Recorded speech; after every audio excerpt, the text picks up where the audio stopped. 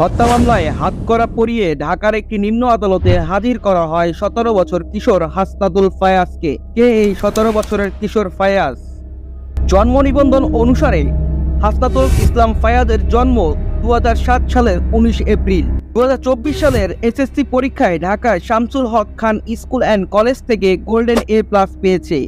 সাম্প্রতি কোটা সংস্কার আন্দোলনের সময় মাতাইউল হাসপাতালের বিপরীত পাশে এক পুলিশ সদস্যকে মেরে ঝুলিয়ে রাখার মামলায় ১৭ জন আসামির মধ্যে ১৬ নম্বর আসামি এ শিক্ষার্থী। পুলিশ সদস্যকে হত্যা করে লাশ গুম এ কাজে সহায়তা সহ ও মোটরসাইকেল চুরির মামলায় আসামি হিসাবে শনিবার ২৭ জুলাই ঢাকার নিম্ন আদালতে হাজির করা হয় ফায়াজকে। শনিবার এ মামলায় ডেমরা থানায় ছাত্রদলের আহ্বায়ক মাসুদ রানা সহ ৭ জনের ৭ দিনের রিমান্ডে পাঠিয়ে জিজ্ঞাসাবাদের আদেশ দেয় আদালত।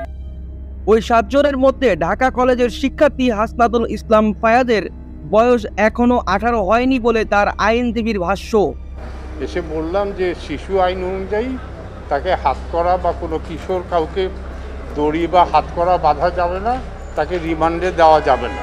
১৮ বছরের চেয়ে একদিনও কম হয়, তবে ২০১৩ শিশু অধিকার আইন অনুসারে যে শিশু হিসেবে বিবেচিত হবে এবং সে অনুসারেই শিশু আদালতে তার বিচার প্রক্রিয়া চলবে। এমনকি কারো বয়স যদি সার্টিফিকেট অনুসারে ১৮ হয় কিন্তু সে দাবি করে তার বয়স ১৮-র কম, তবে তার বয়সের সত্যতা যাচাইয়ের আগে প্রাপ্তবয়স্কদের সঙ্গে বিচার করা যাবে না। তো গতকালই সরকার পক্ষ বলল তারা এটা মেনে নিয়ে, এটা আইনের বিচ্যুতি হয়েছে, সরকার পক্ষ বলল যে তারা এখনই ব্যবস্থা নিচ্ছে।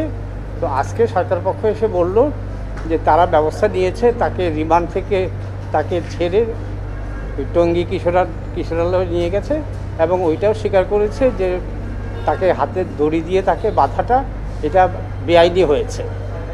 তো এর পরিপ্রেক্ষিতে বিচারপতিরাও বললেন রাষ্ট্রপক্ষ যখন স্বীকার করে নিয়েছে যে তারা বেআইনি কাজ করেছে, অতএব আমাদের খুব আইনগত বিবেচনায় এইটা তো আর এখন আপনার যেই আপত্তি ছিল, আপত্তিটা মীমাংসা হয়ে গেছে।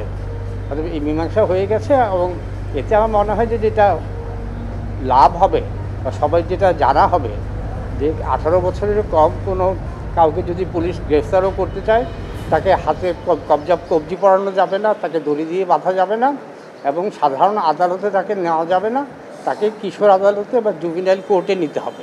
এটাই হয়তো আমাদের আজকের যেটা পেলাম।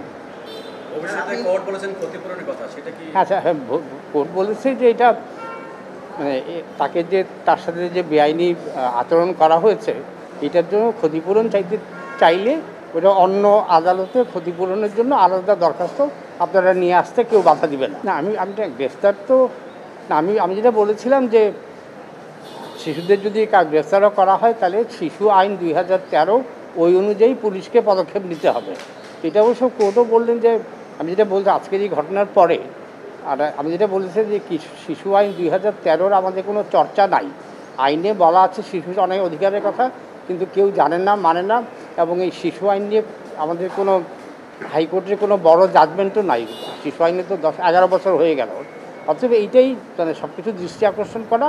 তো আমার মনে হয় যে আজকে থেকে আমরা আশা করব যে কোনো কিশোরকে যদি পুলিশ কোনো কারণে তাকে আটক করতে বাধ্য হয় তাহলে তাকে যাতে